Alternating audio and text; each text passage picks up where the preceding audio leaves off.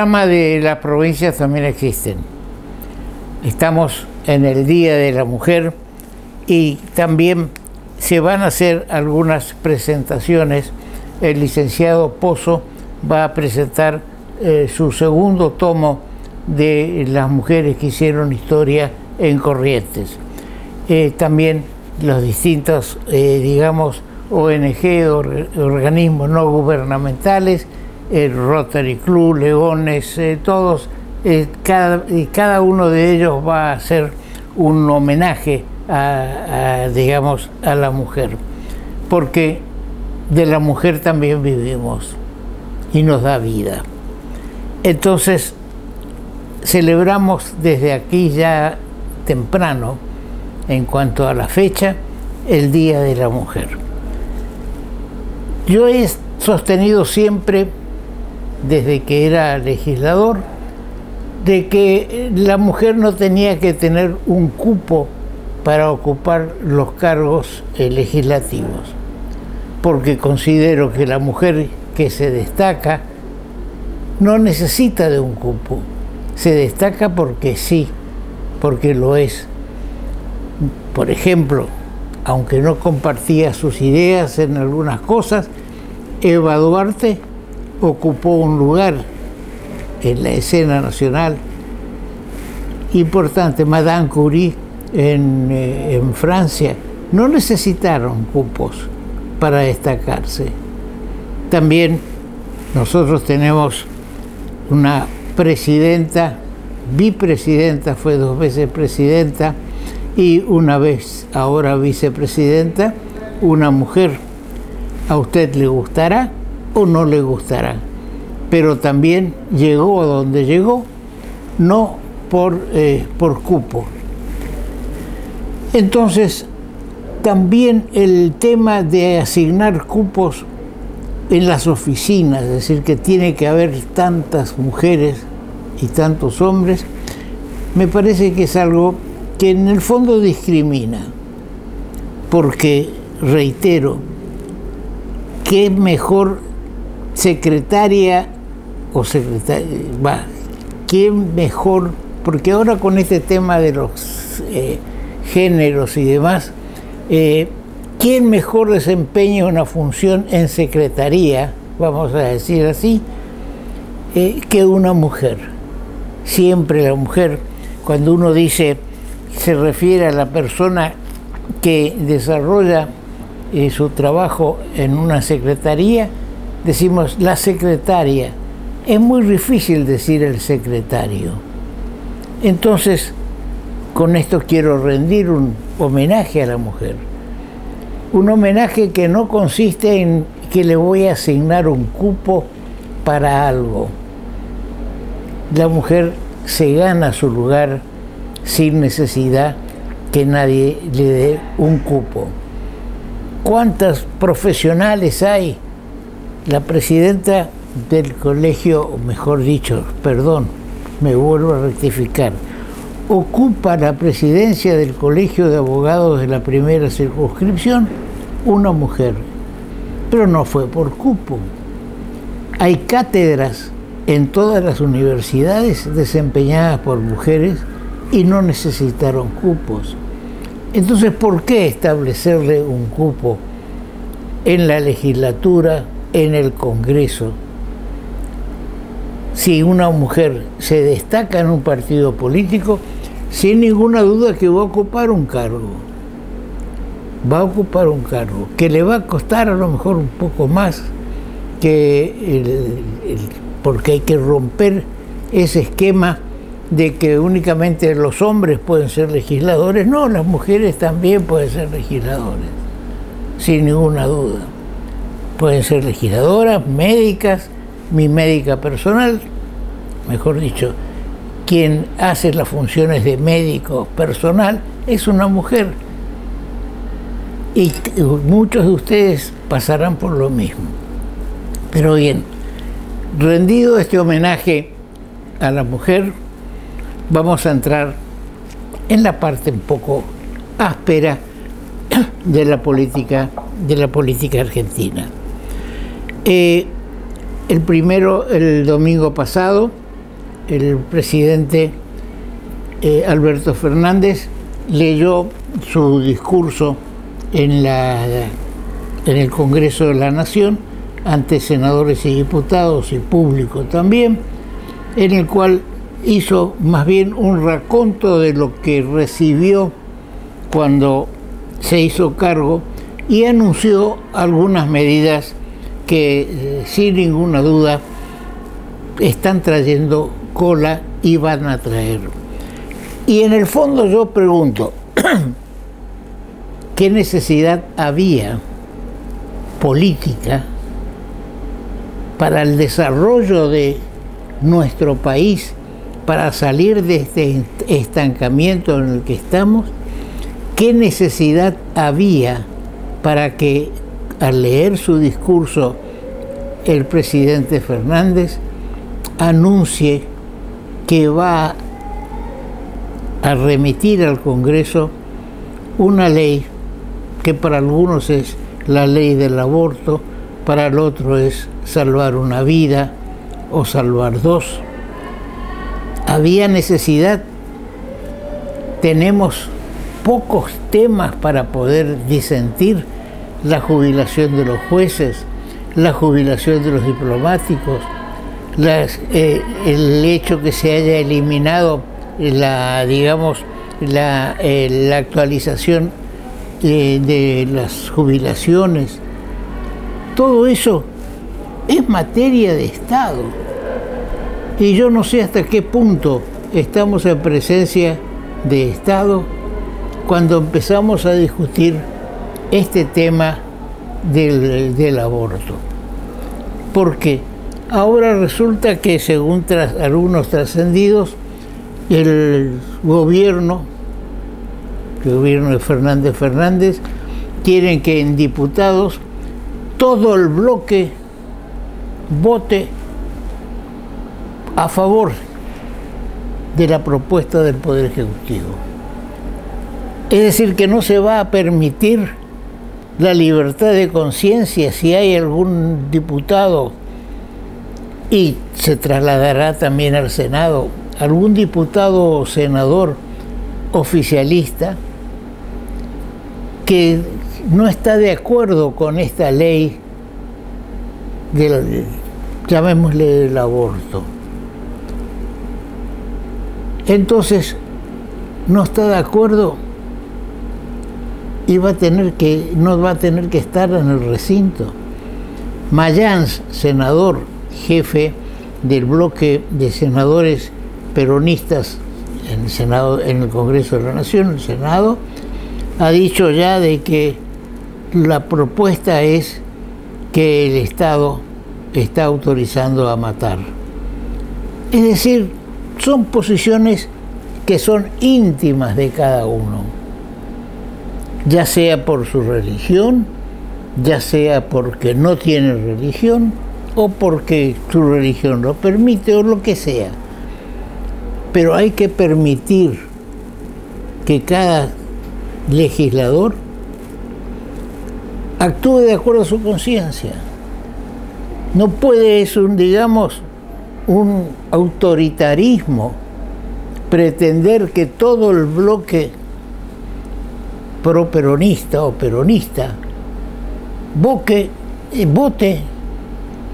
por sí, y en trámite exprés, por supuesto. Entonces, yo no me voy a expedir sobre el tema, pero yo respeto la voluntad de cada persona. Por supuesto, hay también un límite en todas las cosas. Es decir, que vemos en estos momentos que desde el episcopado de acá de Corrientes van a salir ómnibus a una misa en Luján para estar en contra de lo que quiere el gobierno. Entonces me vuelvo a preguntar, ¿era necesario ahora ya plantear este tema? ¿No hubiera sido mejor dejar que las cosas de gobierno se vayan estabilizando o se vayan desarrollando y después plantear este tema, o hay un compromiso ineludible con alguien. Está bien, los pañuelos verdes quieren ya, pero el Estado es el Estado. Tiene que encontrar también el camino para que los azules no queden totalmente desairados y sometidos por la mayoría. Porque si hay un 51 a favor, hay un 49 en contra. Entonces, tratemos de ordenarnos. Tratemos de enfocar los temas que nos unen, no los temas que nos separan. Eso es fundamental. Y empecemos por esto, o empecemos por la deuda, o empecemos por el coronavirus, pero no empecemos a separarnos. Y este tema nos va a separar a los argentinos, porque no todos están de acuerdo, ni no todos están en desacuerdo. Yo creo que ha sido un error, pero bien, ya veremos cómo se desarrolla. En la semana que viene seguramente vamos a tener ya esto dentro de la Cámara de Diputados, y de ahí veremos qué pasa. También inició el periodo de sesiones, se inició el periodo de sesiones en la provincia de Buenos Aires. En la provincia de Buenos Aires no es el 1 de marzo, sino el primer día hábil de marzo. En consecuencia, Kicillof inició abrió la legislatura el día lunes 2. Según los críticos, no dijo absolutamente nada de qué es lo que va a hacer, sino que se limitó a criticar al gobierno anterior. Eso es fácil, tan fácil que lo puede hacer usted, yo, cualquiera puede hacer. Criticar al gobierno anterior y criticar a este gobierno que está ya sea en la nación, en la provincia o en el municipio, es muy fácil. Lo difícil es saber encontrar la forma como salir de una situación difícil. Porque todos, cada uno tenemos un librito en el que decimos, no, hay que cortar acá, acá, acá, o hay que hacer esto, o hay que hacer lo otro. Pero no, una vez estando en el gobierno las cosas no son tan fáciles, porque hay que armonizar. Lo que decía yo con respecto al aborto, digamos, también rige para los demás. Hay que armonizar. Y para armonizar, veamos si tienen ustedes ahí en la pantalla la expresión de Kicillof mientras está hablando, con las dos manos acá, como queriendo no pacificar, sino enardecer o amenazar con un castigo. Por eso ponemos una y otra vez la foto publicada en el diario La Nación, donde se lo ve a Kicillof, por lo pronto, sin corbata. Fernández estuvo con corbata. ¿Qué significa? Hay que darle a la investidura presidencial o gubernamental cierto rigor, cierto protocolo.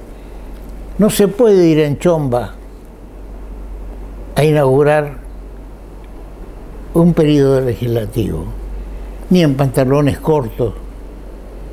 No se está en la playa, ni se está en un acto universitario donde hay que enardecer y está con las manos levantadas Kicillof, como diciéndole, acá estoy, cuidado. Censurable.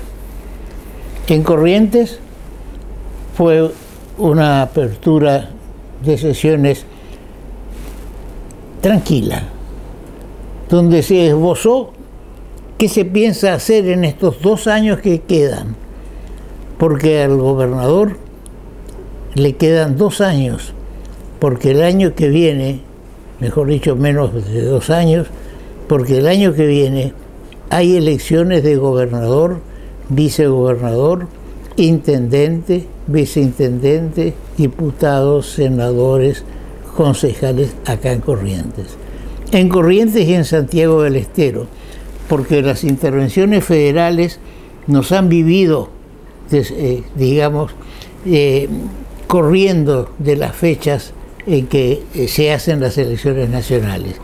Y yo creo que es bueno que las elecciones provinciales no se hagan en forma conjunta con las nacionales, porque son distintos los temas. Ya parece que tuvieron un coronavirus, pero no es así. Estoy un poco con catarro. Las elecciones provinciales o municipales atienden los problemas del lugar. Está bien que no hay problemas del lugar que se puedan resolver o agravar según sea la política nacional, pero es bueno que las elecciones sean en forma separada. Lo ha sido en el Chaco. Hay una disposición constitucional que establece la obligación de hacer las elecciones provinciales separadas de las elecciones nacionales. Eso es bueno. Vamos a un corte. En el Banco de Corrientes tenemos préstamos para cada una de las necesidades de tu empresa o tu pyme a las mejores tasas del mercado. Acércate y consulta en algunas de nuestras sucursales. Banco, el Banco de Corrientes. Por primera vez, la ciudad tendrá 7 meses de playa para que puedas disfrutarlas al máximo. Las 5 playas públicas, Arasatí 1 y 2, Islas Malvinas 1 y 2 y Molina Punta estarán habilitadas desde octubre hasta abril. Te esperamos todos los días, de 8 a 20 horas, con múltiples actividades y todos los servicios que necesitas. Municipalidad de la Ciudad de Corrientes, latiendo juntos. Llegó 365 a Corrientes, junto con el diario El Litoral. Suscribirte es muy fácil. Llama al 0810-333-0365 o ingresá a la web 365.com.ar. Elegí qué tipo de suscripción querés y qué días querés leer El Litoral. Y recibí tu tarjeta y el diario en tu casa. Suscríbete y comenzá a disfrutar de beneficios en Corrientes y en todo el país. 365. Es más barato tenerla que no tenerla. El turismo es una fuente de ingresos importante. Millones de pesos entraron a Corrientes con el carnaval. Ya el carnaval es algo que ha trascendido a todo el país y en el extranjero. Yo estaba el año pasado en Madrid en un congreso de turismo. Me invitaron a una radio y yo hablando de la radio del turismo acá y me cortan y el carnaval en Madrid. Es decir, que ha trascendido ya nuestro carnaval y puede ser bien explotado, puede ser una fuente de ingresos importante. El gobernador de la provincia días pasados, cuando estuvo acá el gobernador de Jujuy también, dijo algo que venimos, los que estamos en la industria, los que estuvimos en la industria, que el turismo es una industria sin chimeneas. Y es cierto, lo veníamos sosteniendo de la época del Banco Industrial, allá lejos y hace tiempo, porque no daban créditos al turismo y nosotros, los que estábamos dentro con agencias de viaje o con hoteles, decíamos que el turismo era una industria sin chimenea. Y es así. Ahora, durante muchos años, personalmente he bregado porque se estableciera una línea aérea que nos una con las cataratas del Iguazú, que es un centro que recibe millones de visitantes por día y que puede ser una fuente de alimentación para nuestro Iberá, ya sea viniendo a Corrientes o a Resistencia. Estando en un congreso en Córdoba hace unos años, pude observar realmente en la oficina de aerolíneas que había un vuelo de Salta a Cataratas del Iguazú, a Puerto Iguazú. Entonces se me ocurrió y lo propuse a la Asociación de Profesionales de Turismo que pertenezco, ya retirado, propuse que había que bregar para que ese vuelo Salta-Cataratas hiciera una escala, ya sea en Corrientes o Resistencia. Porque si queremos ir a Cataratas, no tenemos otra oportunidad que tomarnos 5 o 6 horas o más de camino para poder ir a Cataratas, y si queremos ir a Salta, lo mismo, porque para ir de aquí a Salta o a Tucumán o a cualquier lago, a Jujuy, tenemos que irnos a Córdoba, esperar en Córdoba 3, 4 horas, la combinación del avión que va de Córdoba a Salta o a Jujuy o a Tucumán. Lo mismo pasa desde Buenos Aires. Es decir, que el noreste y el noroeste no están conectados entre sí y perdemos la oportunidad de conectarnos con las cataratas. El señor gobernador nos ha dicho en una reunión de que una empresa le pidió 5 millones de pesos para hacer una escala en Corrientes y que eso no se podía hacer. Por supuesto que no se puede pagar eso, no se debe pagar eso, pero Aerolíneas Argentinas es la que tiene el servicio de Salta a Iguazú. Entonces hacer un pequeño desvío para venir a Corrientes no sería un gasto tan enorme para el déficit que tiene ya hoy Aerolíneas Argentinas. Será un 1% más. Y no es necesario que en ese lugar se tengan, digamos, que en Corrientes o Resistencia embarquen cantidades de pasajeros para Iguazú o cantidades de pasajeros para Salta o Jujuy. Porque esos aviones que hacen ese recorrido Salta-Iguazú ya vienen con pasajeros, ya vienen cargados. Es decir, si acá suben 1, 2, 3 o 5, es para empezar a crear la línea, es suficiente. Porque hay también en esto un error. Primero, que los pasajeros estén. No, primero hay que ofrecer el servicio. Un servicio de ómnibus, de colectivos de larga distancia, surge por la inquietud del empresario que dice: a lo mejor acá vamos a tener un buen rendimiento. Y entonces vienen los pasajeros. Pero nunca van a estar los pasajeros golpeando en Cambapunta diciendo: queremos un avión, queremos un vuelo a tal lado, a tal otro. No, es el empresario el que tiene que correr el riesgo de establecer una línea. Afortunadamente, después de mucho bregar, hemos conseguido, o se ha conseguido, lo ha conseguido el gobierno de Corrientes o del Chaco, un vuelo que va a ser Resistencia, Cataratas del Iguazú. En buena hora, muy bien. Se está haciendo eco a un pedido de años de los grupos empresarios del turismo, porque es abrir una nueva boca de venta y posibilitar que los que vienen, ya hay una línea aérea que viene de Madrid directo a Cataratas.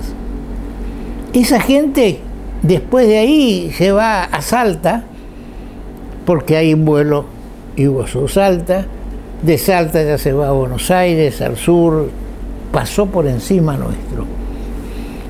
En buena hora este vuelo que va a empezar a operar en el mes de octubre, en buena hora, en octubre, sí, es bueno, vamos a empezar, va a ir a Resistencia en vez de venir a Corrientes, y sí, pero Resistencia nos queda acá, al lado. Y en esto hay que entrar también a considerar que el aeropuerto de Resistencia pasó a integrar el aeropuerto Argentina 2000, que está haciendo aeropuertos. Yo estuve hace poco en Neuquén, un aeropuerto fantástico. En todos lados está haciendo, en Córdoba, en Salta, pero por un error de criterio de los legisladores de aquel entonces, cuando surgió el Aeropuerto Argentina 2000, no se quiso entregar el aeropuerto de Cambapunta a Aeropuertos Argentina 2000. Tal vez otro hubiera sido ya el aeropuerto, seguramente, pero queríamos tenerlo nosotros. ¿Para qué? Para que ande Rengo tantos años, y recién en los últimos años pudimos mejorar el servicio del aeropuerto de Cambapunta. Entonces, tenemos que felicitar a Aerolíneas Argentinas, que ese vuelo de octubre, Resistencia Iguazú, es de Aerolíneas, no es de las empresas de bajo costo. De esta forma nos vamos a conectar en forma directa con Cataratas. Sería bueno también que se haga el otro tramo hacia la cordillera, porque nuestra gente no conoce, mucha de nuestra gente no conoce la cordillera, no conoce la quebrada de Humahuaca, no conoce las bondades de Salta, pero así también los de Jujuy y los de Salta, que conocen la cordillera, no conocen el río. No han visto nunca un río tan ancho como el que tenemos nosotros. No conocen el Iberá. Es necesaria la conexión aérea. Sabemos que el gobierno de la provincia y el gobierno de Jujuy están trabajando para poder hacer una línea en ese sentido, desde los ríos a las montañas y de las montañas a los ríos. Todo esto es importante destacarlo no solamente entre nosotros, los argentinos o los de la zona esta en la cual habitamos. También Formosa va a poder ir a Cataratas, viniendo este corto trecho Formosa-Resistencia, para poder ir a Cataratas en avión y no tener que hacer todo un larguísimo viaje en auto para poder llegar a Cataratas. Entonces, felicitamos a Aerolíneas y felicitamos al gobierno que está bregando por que se haga la conexión total de Cataratas, Corrientes, Salta o Jujuy. Hay otro tema, hay vuelos que hacen Córdoba-Iguazú, eso sí que pasan encima de la provincia de Corrientes. ¿No se puede hacer también que Aerolíneas haga también una escala en nuestra zona? Hay que gestionarla, nada se hace si no hay gestión. El Estado tiene que preocuparse a ver qué pasa, por lo menos mandarle una nota a los responsables de Aerolíneas diciéndole por qué no se estudia la posibilidad de hacer un Córdoba, Corrientes y Iguazú. Volvemos a traer turistas, tampoco Córdoba tiene los ríos que tenemos nosotros. ni nosotros tenemos los paisajes que tiene Córdoba. Entonces, hacer la gestión, no empezar con el no, porque le va a costar caro, no. El Estado pierde mucha plata. Todos nosotros, los 40 millones de habitantes, contribuimos diariamente con aerolíneas porque tiene déficit. Y el déficit lo pagamos todos. Entonces, si a ese déficit, que es por decir un número, que es de 100, le vamos a agregar 101 y no va a ser un problema. Pero yo pregunto, ¿por qué yo tengo que pagar, o usted tiene que pagar, el servicio aéreo de Córdoba a Buenos Aires, de Buenos Aires a España, de Buenos Aires a Italia, de Buenos Aires a Neuquén o a Bahía Blanca, y no podemos tener un servicio que realmente no va a tener una gran afluencia de público, pero se va a ir creando ese público, turistas, ya sea turistas argentinos o extranjeros, que van a venir a Corrientes. Yo, por ejemplo, soy partidario de que debe facilitarse el ingreso a un lugar. No es cierto, en una conversación que tuvimos con el interventor Mestre, hace muchos años ya, de que el turismo, que no había que asfaltar la ruta 40 que va de Carlos Pellegrini a Mercedes o viceversa, porque eso era turismo de aventura. El turismo de aventura no se hace para llegar, el turismo de aventura se hace en el lugar. Tampoco estoy de acuerdo con la posición actual de que de los 120 kilómetros que hay de Mercedes a Carlos Pellegrini, se van a asfaltar únicamente 80 y se van a dejar 40 sin asfaltar. ¿Por qué?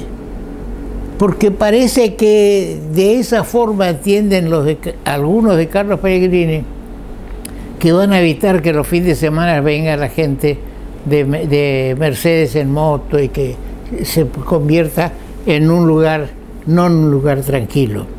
Otros dicen, y ahí hay un poco de intereses personales, que hay que dejar una parte que sea agreste. No es así. Resulta que hay arroceras y establecimientos en estos últimos 40 kilómetros y no quieren que haya mucho movimiento. Al contrario, van a poder sacar mejor su mercadería, su producción, si se pavimentan los 120 kilómetros. Ahí ahora, en este momento, vemos que al abrirse muchos, lugares donde se puede arribar a la laguna Liberá, se está bajando la afluencia a Carlos Pellegrini, que es mucho más lejos ir a Liberá por Carlos Pellegrini desde Corrientes, porque hay que ir hasta Mercedes y volver. Prácticamente hacer el viaje en un día es prácticamente imposible. Lo digo con experiencia. Mientras que hay otros que se pueden hacer ir y volver en el día. Pero Carlos Pellegrini es una institución como lugar de desarrollo de Liberá. Entonces, por lo menos para aquellos que vienen del sur, yo en una oportunidad que hice ese tramo me auxilió un auto que era de Uruguay. Es decir, que también tenemos que terminar esos 40 kilómetros. En mi concepto, y tal vez de muchos, de algunos otros, asfaltar únicamente los 80 kilómetros primeros de Mercedes hacia Carlos Pellegrini y no asfaltar los últimos, es un golpe al desarrollo de Mercedes. al desarrollo real como puerta principal de acceso a Liberá. Un corte.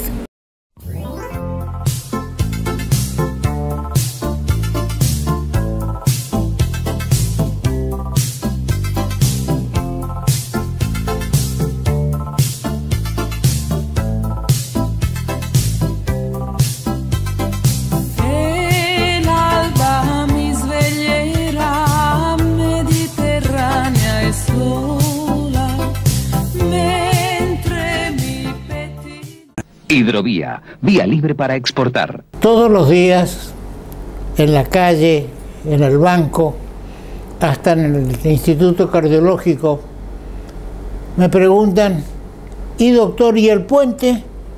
¿Para cuándo el puente? Entonces yo le digo, el puente se va a hacer. Ahora, ¿cuándo? Eso no sabe nadie. Es una lotería saber cuándo se va a hacer el segundo puente. El segundo puente, vamos a ir un poco a la historia. Comenzó a hablarse del segundo puente cuando en el Chaco era gobernador Taguinas y en Corrientes era Tato Romero Félix. Estamos hablando de alrededor de 1995 y entonces se empezó a hablar a iniciativa de Tato Romero Félix de la posibilidad de construir un segundo puente. Y comenzó a desarrollarse la idea y fue encargado el agrimensor Palmeiro para preparar un desarrollo zonal. ¿Por qué digo un desarrollo zonal?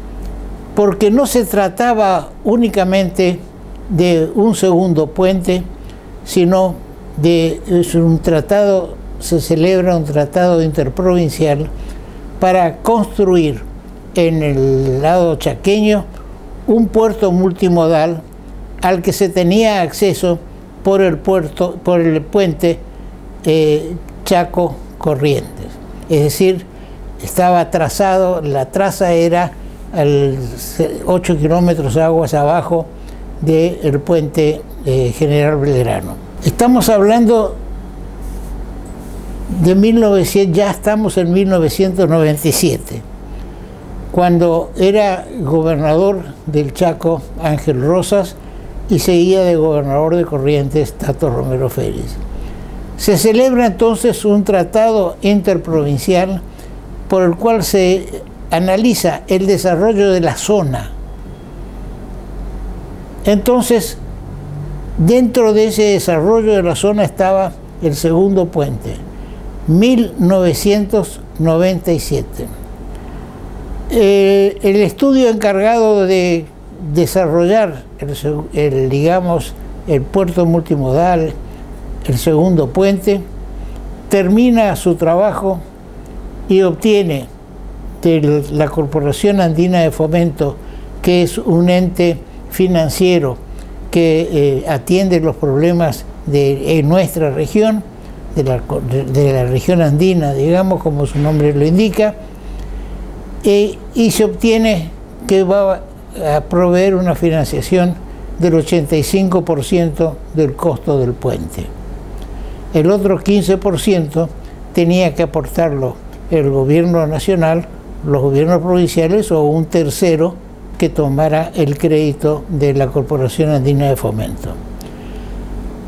Este convenio de 1997 tenía que ser ratificado por ley, el Tratado Interprovincial, de acuerdo a las normas vigentes en ese momento.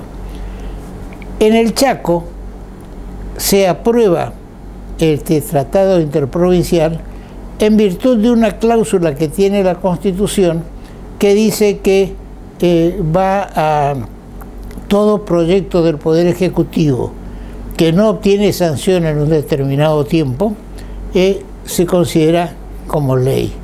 Corrientes no tiene una cláusula similar. Se envió el Tratado Interprovincial a la legislatura y en la legislatura no se trató. Pasaron 3 años. 3 años que estuvo en la legislatura de Corrientes esperando la sanción o la discusión. Yo no digo que la sanción, yo digo la discusión, si estaba bien o estaba mal ese tratado interprovincial, si había que corregir, porque alguien me dijo que sí, que había unas partes que no estaban bien estipuladas. Bueno, lo hubieran tratado y entonces podían haberlo corregido. La cuestión es que por razones políticas no se trata, no se aprueba ni se discute el tratado interprovincial, hasta que viene la intervención de Mestre y dicta un decreto, un decreto ley, y da por aprobado el tratado interprovincial. Entonces ya había, con las 2 leyes provinciales, había que ir a Buenos Aires para obtener el visto bueno y de ahí empezar a construir el puente. Pero resulta que estamos en el 2001 y de la Rúa cae el gobierno de la Rúa. Entonces ahí se pierde, se paraliza todo. Quiero resaltar lo siguiente: 3 años estuvo esperando la sanción en la Cámara de Diputados, en la legislatura de Corrientes. Si no se hubiera perdido esos 3 años, ya sea aprobado el tratado interprovincial o modificado ese tratado interprovincial, hubiéramos podido tener el puente. Sí, hubiéramos podido tener el puente, el puerto multimodal en el Chaco, porque en 3 años se pudo haber iniciado todo este proceso. Después empiezan las mejoras, que el proyecto Palmeiro tenía 2 bandas de vehículos y una que era ferroviaria, que había que tener 4 viales. Pero pasaron ¿cuántos años desde que se confeccionó el proyecto? Y seguramente cuando estemos ya por construir el puente, va a aparecer alguien que va a decir 4 manos es poco, hay que hacer 8. O alguien va a seguir golpeando todavía el mostrador diciendo tiene que ser ferrovial. Me voy a detener un poco en este tema de ferrovial. Reconozco que yo también estuve embarcado en el tema ferrovial. En aquel entonces, estamos hablando de 1997. El país ha sido distinto de 1997 a hoy, completamente distinto. Hasta las vías férreas, todo era distinto. Pero Vialidad Nacional toma a su cargo en el 2014 la realización, llevar adelante todo este tema del segundo puente. El gobernador Colombi y el vicegobernador Basilev Ivanov, que estaba a cargo del Poder Ejecutivo del Chaco, ceden a favor de Vialidad Nacional la facultad de llamar a licitación, de llamar a consultoría, porque el proyecto Palmeiro fue desechado, fue rescindido y quedó archivado en la biblioteca. Pero después se empieza a analizar 4 posibles trazas, es decir, por dónde iba a venir el puente, y se termina aceptando la traza Palmeiro, 8 kilómetros aguas abajo del puente General Belgrano. Hubieron muchas ideas, una era que desde Isla del Cerrito a Paso de la Patria, de todo tendiente a que esto no avance, esto no pueda llegar a concretarse. ¿Cómo pensará usted? alguien pensaba no concretar esto. Los que estábamos necesitando el puente somos nosotros, los que estamos en la Mesopotamia, que tenemos un muro, el del río Paraná. Digamos, la gente que está en el territorio, por decir así, digamos, no necesita el puente, porque nos vamos al mapa, si vemos cómo es la cosa, acá está el río Paraná, que viene desde Puerto Cáceres, viene el río Paraguay, ¿no es cierto? Y acá se convierte en el río Paraná. Entonces, esta parte, toda esta producción, no necesita del puente.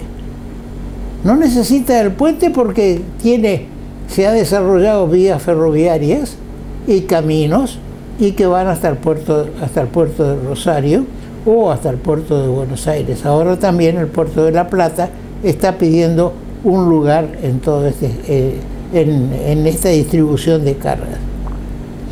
Ahora bien, si tenemos en cuenta esta situación, empezamos a recordar que años atrás, cuando había el ferrocarril Santa Fe, que salía de Barranqueras Resistencia y venía por acá hasta Santa Fe, cuando yo empecé mis estudios de abogacía, me convenía más tomar este tren hasta Santa Fe, sin duda, y también hasta Buenos Aires, porque el ferrocarril Urquiza, que venía por acá, tenía que cruzar el río Paraná con un ferry.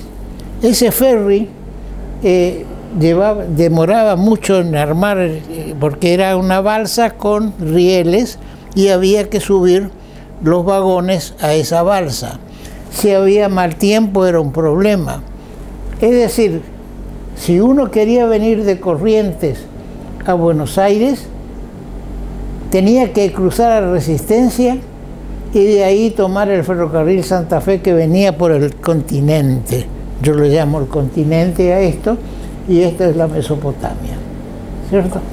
Bien, entonces, cuando tomábamos nosotros el tren acá, podíamos pasar una noche a bordo, pero acá pasábamos 2 noches.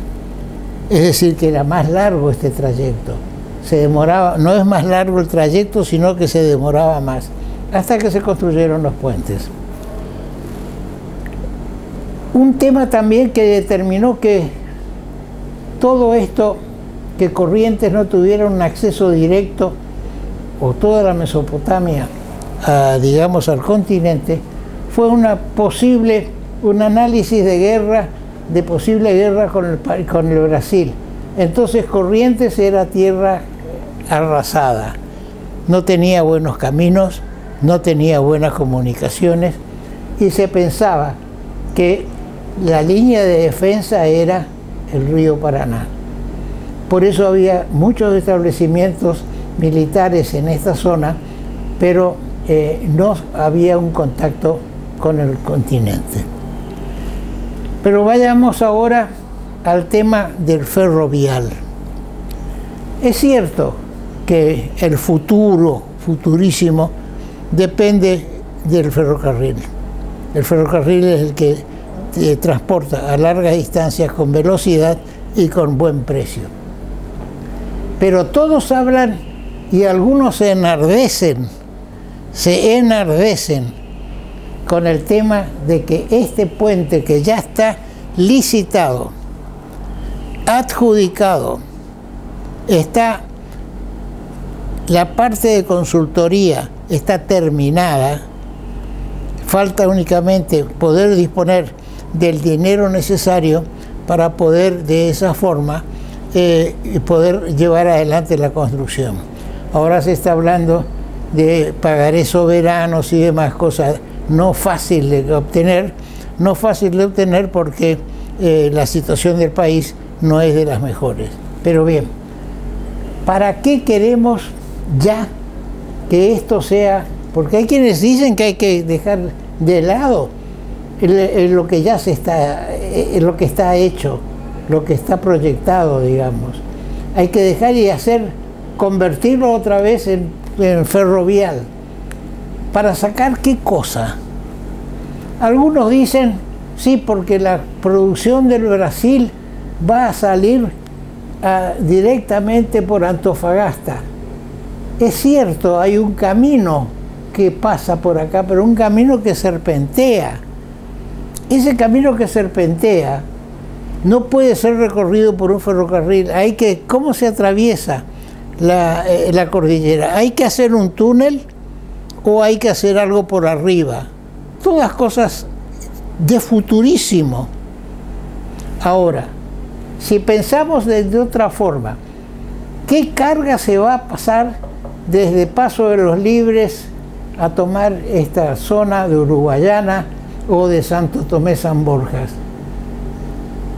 En el Brasil, vamos a este otro mapa, en el Brasil la gran producción sojera está acá arriba, no está en Río Grande do Sul, está bien arriba.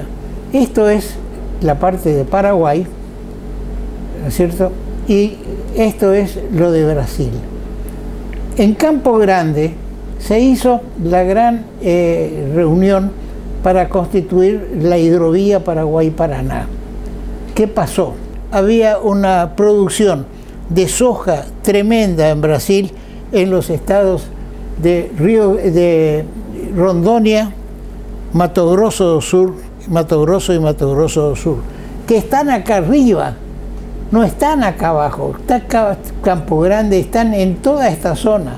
Entonces los brasileros querían hacer navegable desde Puerto Cáceres, acá arriba, hacer navegable todo esto para poder sacar esa gran producción que tenían y no tener que llevarla por tierra hasta el puerto de Santos. Eso dio origen a la hidrovía, reitero, pero porque la producción está acá arriba. Y si la producción está acá arriba, ¿cómo se pretende que va a pasar la producción por el puerto, por el ferrocarril de Corrientes digamos, al oeste? Nadie va a traer la mercadería de allá para acá para subirla a Uruguayana o a San Borjas. Es decir, Brasil está trabajando en este sentido. Está trabajando para llegar a los puertos de Perú, al de Aco de Perú, y no está hablando de este tema. Quiere decir que por favor, aquellas personas que siguen insistiendo con que debe ser un puente ferrovial, pongámonos en el tiempo que vivimos. El puente vial se licitó en el 14 como vial. Nadie protestó, las protestas fueron las que hicimos nosotros, los de la Comisión Pro Segundo Puente y otros más. Pero se hizo la licitación para la consultoría, se adjudicó, están hechos los trabajos. Aquellos que dicen que no saben lo que pasó, si hay trabajo o no, yo les aseguro, porque lo vi, los trabajos están. Los trabajos están.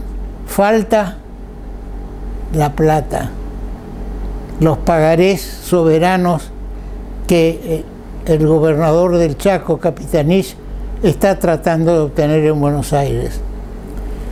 Pero volvamos al comienzo. Seamos conscientes. Hagamos lo que podemos, no lo que queremos. Quisiéramos nosotros que toda la producción de Brasil estuviera en esta zona para poder utilizar en nuestro cruce.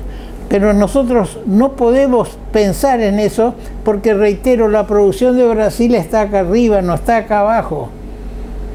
Fíjense lo que pasó en un puerto acá en Brasil, acá.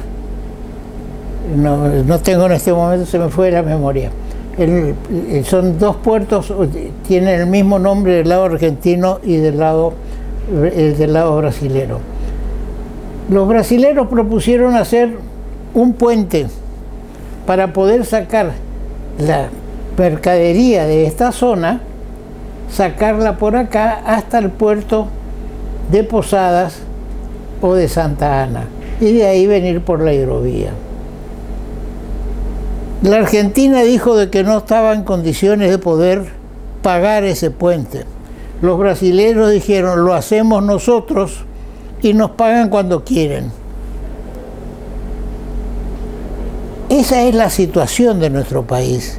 No estamos en condiciones de hacer un puente acá para poder sacar, ahí sí, la mercadería brasilera de esta zona.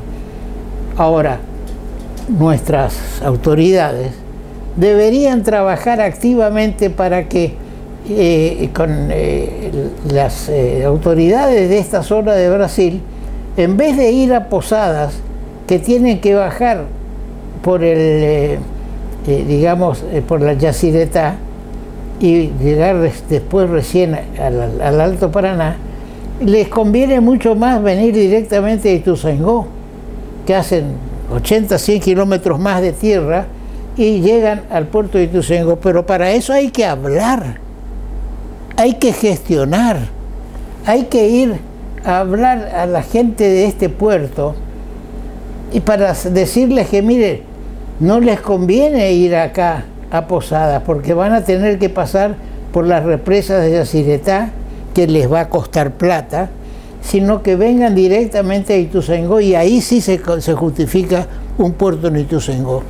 Pero no sigamos, pongamos los pies sobre la tierra, porque la gente se cansa.